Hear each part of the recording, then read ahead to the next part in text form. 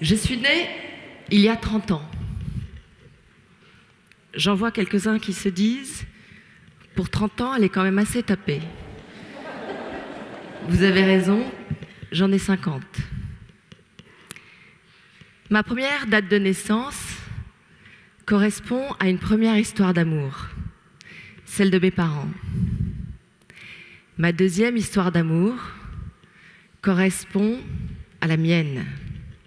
Ma deuxième date de naissance correspond à mon histoire d'amour. Parce que l'amour peut être une renaissance. Je me suis fiancée à 19 ans, mariée à 20 ans. Quand moi-même je suis devenue mère de famille et que j'ai eu des filles, je me suis dit que c'était complètement fou de m'être mariée aussitôt. Et j'ai cherché à comprendre. J'ai trouvé. Je me suis mariée aussitôt parce que j'avais besoin de pouvoir exister. J'avais besoin de pouvoir être. Je n'ai pas eu une enfance malheureuse. J'avais beaucoup d'amis. J'ai beaucoup ri, pas beaucoup travaillé. J'avais des frères, une sœur, une grande famille. J'ai vraiment manqué de rien, sauf peut-être d'une chose essentielle. J'ai manqué de pouvoir exister. En effet, dans ma famille, j'avais un père qui savait, une mère qui savait ce que son mari savait, et nous savions tous ce que mon père savait. Heureusement, mon père savait souvent très bien, et je le crois encore. Je ne suis pas totalement guérie, vous voyez. Il n'empêche que où est-ce que j'étais, moi, dans cette famille ? À 19 ans, donc, je tombe amoureuse d'un garçon qui me dit « Ton avis compte, tes paroles ont de la valeur, tes idées sont intéressantes. » Alors je suis grisée, je fonce et nous nous marions. Au tout début de notre histoire, boostée par la sécurité affective qu'il m'offrait, je m'engouffre avec plaisir dans cet espace où je peux dire « je », où je peux dire « moi », où je peux dire « j'aime », « je n'aime pas »,« je ne veux pas »,« je veux ». Je découvre que mon couple m'offre un formidable espace de liberté pour être moi-même. Alors je ne vous cache pas que notre première année de mariage ne fut pas de tout repos. En effet, j'étais comme affamée. Et ça n'a pas été facile pour mon mari, qui, je vous le dis ce soir, je lui dis, est un saint homme. Comment avons-nous fait pour tenir ? En fait, je crois, je suis même sûre, que nous étions tous les deux animés par le même désir. Le désir que notre couple dure. Le désir que notre couple s'inscrive dans la durée. Alors, nous avons retroussé nos manches et nous nous sommes attelés pour que notre relation reste idéale. La découverte de cet espace où je pouvais être moi-même m'épanouissait, me rendait pleinement heureuse. Et du coup, j'avais envie à mon tour de rendre mon mari heureux. Je lui offrais aussi cet espace. C'était vraiment du donnant-donnant. Mais un donnant-donnant où on n'attend pas de recevoir pour donner. Nous devenions alors tous les deux co-responsables de notre relation, co-responsables de notre bonheur. Autour de nous, des amis se séparaient, divorçaient, étaient malheureux. Et ce qui me rendait le plus folle, en fait, c'était que ces amis étaient résignés dans leur malheur. Moi qui découvrais que le couple pouvait être un formidable espace où on pouvait être heureux. Alors, comment dans mon bonheur ne pas être arrogante, ne pas être indécente par rapport à eux qui souffraient ? Plusieurs me prenaient à témoin de leur histoire, me donnaient le rôle d'écoutante, me donnaient le rôle de conseillère. Donc petit à petit, une idée s'imposait. Si j'avais envie que les autres découvrent ce que moi-même j'avais découvert, il fallait que j'en fasse mon métier. Et me voilà, devenue conseillère conjugale. Alors, merveilleuse année de formation qui m'ont appris à décoder les règles de vie que nous avions mises en place. avec mon mari pour que notre couple dure.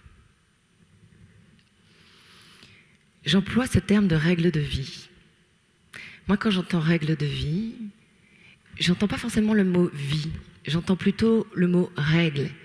Et règle, dans mon esprit, ça sonne encore comme loi, carcan, effort, volonté.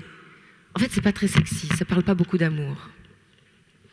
Et pourtant, en fait, ce qu'il faut que j'avoue, c'est qu'au bout de ces 30 ans de vie commune et quelques années d'expérience de mon métier, on ne peut se passer de ces règles de vie pour inscrire notre couple dans la durée. Ce sont ces règles dont je vais vous parler ce soir. Alors oui, parce qu'elles aident un couple à durer, mais surtout parce qu'elles nous aident à faire que ce couple devienne un espace formidable pour être soi-même. Je vais vous présenter ce soir Marc et Sophie. J'aurais pu vous présenter Bertrand, Thierry, Nathalie ou Martine. Ce serait très politiquement correct. Simplement, dans mon cabinet, moi, je vois essentiellement des Sophie et des Marc. Marc et Sophie sont mariés depuis 11 ans. Ils ont 3 enfants et c'est la 3e séance qu'ils font avec moi. Mais qu'est-ce que tu veux que je fasse de plus? Je passe mon temps à te rendre service. Ce soir encore, je suis allée chercher les enfants à l'école. Marc, c'est gentil d'être allé chercher les enfants à l'école, mais je ne te l'ai pas demandé. Tu sais, quand tu me rends service, ça ne veut pas dire que tu m'aimes. Mais qu'est-ce que tu veux de plus? Qu'est-ce que je peux faire? Marc, ça fait 11 ans qu'on vit ensemble. On ne fait jamais rien, tous les deux. À chaque fois qu'on sort, c'est avec des amis, ou les enfants, ou avec la famille. Mais je ne savais pas que c'est ce dont tu avais besoin. Mais enfin, Marc, ça paraît évident, nous sommes un couple. Mais non, je ne suis pas dans ta tête, je ne peux pas le savoir. En fait, tu as raison, Marc. Moi, je l'ai découvert il n'y a pas longtemps que j'avais besoin de ça. Marc et Sophie, vous connaissez-vous? Connaissez-vous vos désirs intimes, vos besoins intimes? Ces besoins qui, lorsqu'ils sont comblés, font qu'on se sent exister, font qu'on se sent vivre. Donc la première règle de vie, énoncée ce soir devant vous, c'est apprendre à se connaître. C'est vrai, comment un homme et une femme qui vivent ensemble peuvent apprendre à se connaître, à se comprendre, s'ils ne partagent pas ce qu'ils ont de plus profond, s'ils ne partagent pas ce qu'ils vivent, leur fragilité, leur force. Très souvent, au début de notre histoire d'amour, quand on se rencontre, on se parle, on se raconte pendant des heures, on se confie pendant des heures. Mais notre histoire personnelle, elle ne s'arrête pas à la rencontre. Les événements de la vie continuent de nous faire évoluer, continuent de nous faire réagir, nous faire prendre position. Ces événements nous font devenir. Malheureusement, souvent, et même bien après des années de mariage, la peur de déplaire, la peur de se dévoiler, la peur d'entendre ou de dire des choses qui risqueraient de nous déranger, le manque de curiosité de l'un vis-à-vis de l'autre font qu'on a du mal à aller vers cet autre. Les événements de la vie aussi nous renvoient bien souvent à notre passé. Comment un homme et une femme qui vivent ensemble, pour se comprendre et se connaître, ne réalisent-ils pas les répercussions de la vie de l'enfant qu'ils ont été sur la vie de l'adulte qu'ils sont maintenant? Font-ils le lien entre le trait de caractère qui les anime et leur histoire d'enfant? C'est pas toujours facile de faire ces liens. On n'en a pas toujours envie parce que c'est parfois douloureux. Et pourtant, si Marc regardait le monde depuis la fenêtre de Sophie, si Sophie regardait le monde depuis la fenêtre de Marc, ils pourraient aller à la rencontre l'un de l'autre, en se parlant, en se racontant, en mettant des mots sur leur histoire personnelle, ils réaliseraient, ils conscientiseraient leurs blessures d'enfant. C'est là qu'on peut dire que l'amour est un facteur de résilience. Si Marc et Sophie se connaissaient, se comprenaient, ils se feraient confiance. Et il y aurait entre eux une sécurité affective qui leur permettrait et qui les aiderait à guérir ces blessures d'enfance. Écouter, entourer, voire même consoler, ils deviendraient alors des êtres libérés du poids de leurs blessures. Mais comment Marc et Sophie peuvent-ils aller à la rencontre l'un de l'autre ?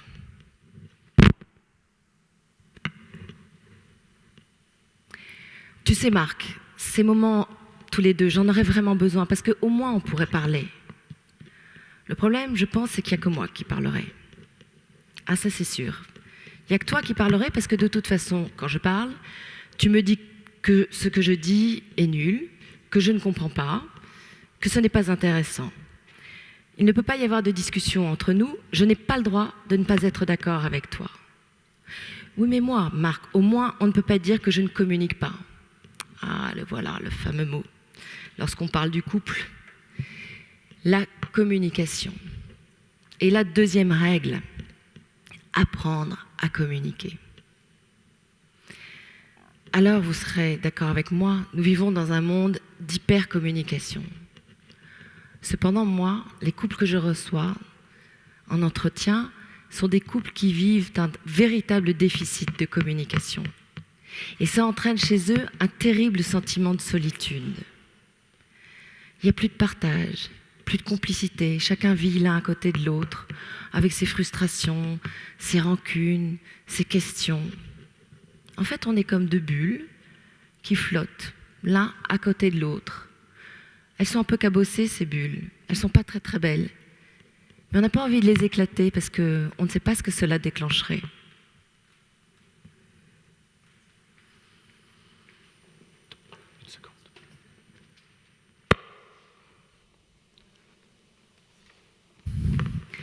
Vivre à deux et se sentir seul, c'est quand même un comble. Pas un article dans les journaux sur le couple sans que le mot de communication apparaisse. Il est employé à toutes les sauces. Or, ce que je constate dans ma pratique, c'est que très souvent, ce mot de communication, il se confond avec le mot jugement, reproche, exigence.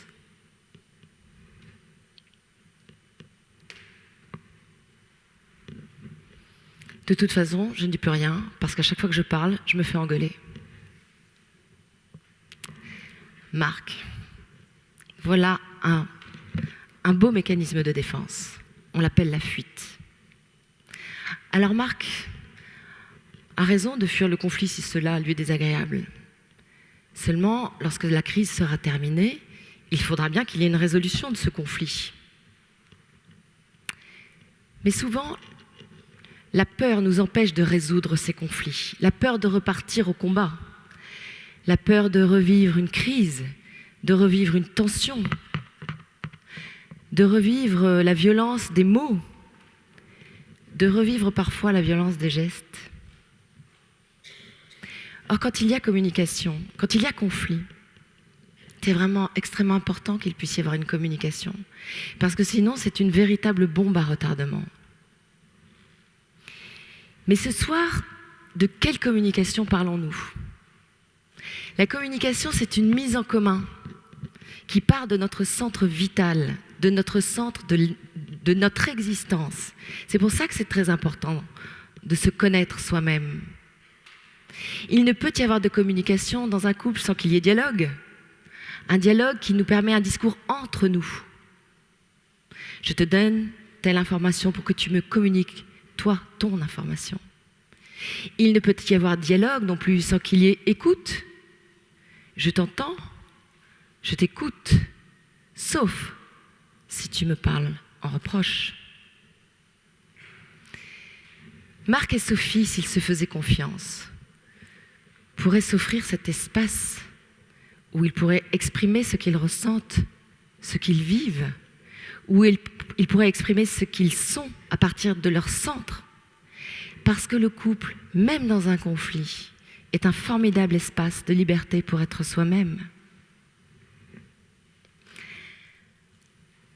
Alors Marc et Sophie repartent en ayant compris qu'il fallait qu'ils apprennent à mieux se connaître, qu'il fallait qu'ils apprennent à mieux communiquer. Mais ils reviennent me voir 15 jours plus tard. Je sens bien, Sophie, que tu n'es pas fière de moi. Tu ne me parles jamais de mon travail. Tu ne me dis jamais que ce que je fais est bien. Ma famille, tu la trouves nulle. Moi aussi, je me trouve nulle avec toi d'ailleurs. En fait, je ne sais pas pourquoi nous nous sommes mariés. Nous venons de deux mondes tellement différents. Mais comment peux-tu dire ça, Marc? Quand je te parle de ton travail, tu me dis que je ne comprendrai pas, que ce n'est pas intéressant, que c'est trop compliqué à expliquer. Ta famille, c'est toi qui ne veux plus la voir. Et moi, je passe mon temps à te dire que tu es un bon père. Qu'est-ce que tu veux que je fasse de plus? Marc, quel est ce sentiment de dévalorisation? Et dans quel rôle vous êtes-vous installés tous les deux? Alors voilà que se pointe la troisième règle de vie. Trouver la juste place dans son couple et sortir de la dépendance affective. En entendant Marc et Sophie, on comprend qu'ils se sont installés tous les deux dans des rôles dans lesquels ils ne sont pas bien, ils ne sont pas à l'aise. Dans ce rôle, dans leur histoire de couple, Sophie a pris le rôle du dominant, Marc a pris le rôle du dominé. Ils ne les ont pas forcément choisis, ces rôles. Ils se les ont peut-être distribués de façon totalement inconsciente. Marc aussi est tombé dans la dépendance affective, dans le piège de la dépendance affective. Il a un tel besoin de reconnaissance, un tel besoin d'amour. Mais ce besoin n'est pas clarifié. Sophie essaie d'y répondre, tant bien que mal, mais elle y répond mal. La dépendance affective de Marc, au début de leur histoire avec Sophie, était très gratifiante pour elle. Mais maintenant, elle devient étouffante. Elle envahit Sophie. Et Sophie en a assez d'être obligée de lui prouver son amour. Le peu d'estime de Marc, que Marc a pour lui, fait qu'il ne peut vivre ce qu'il doit vivre selon ses propres choix, selon ses propres sentiments. Il ne peut être seul. Sa demande affective est insatiable. C'est un puits sans fond. L'espace vital de Sophie est envahi. Elle étouffe. Elle va fuir. La racine de cette dépendance affective, ou alors d'une trop grande distance qui peut s'installer dans un couple, est vraiment profondément plantée dans la terre de notre enfance.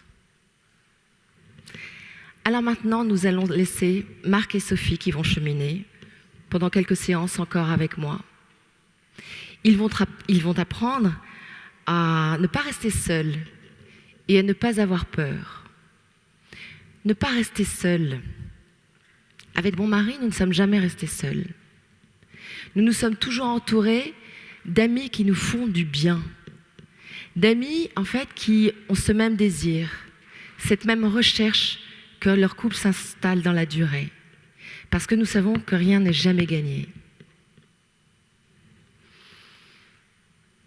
En conclusion, je vous dirai que rien n'est jamais acquis, mais ça vous le savez déjà. J'espère que nous allons encore avoir plusieurs années à vivre avec mon mari, avec des événements heureux, des événements malheureux. Saurons-nous les vivre? Saurons-nous en faire des forces? Nous ne sommes sûrs de rien. La seule chose dont nous sommes sûrs, c'est que ces 30 années de vie commune auront été des années d'épanouissement personnel extraordinaires. Et j'espère que les 50, 60, 70 années qui nous restent à vivre ensemble, nous allons continuer à apprendre à nous connaître pour mieux nous comprendre. Continuer toujours à apprendre à mieux communiquer pour garder ce lien. Apprendre toujours à occuper la bonne place pour nous respecter. Ce soir, je voudrais adresser un grand merci à Marc et à Sophie et à tant d'autres couples qui sont venus me voir, parce que ce sont de véritables boosters d'amour pour moi. Comment ne pas être touché, comment ne pas être ému par ces pardons qu'ils se donnent lorsqu'ils réalisent le mal qu'ils se sont fait. À mon tour, ces pardons, je les reçois et je les donne un peu plus facilement grâce à eux. Ce soir, Ted nous invite à fêter le couple, à fêter l'amour. Alors moi, je voudrais vous inviter, si vous êtes en couple ou pas, à regarder l'homme ou la femme qui est à côté de vous, à vous regarder vous, à lui prendre la main et lui dire « Avec moi, va, vis et deviens ». Merci.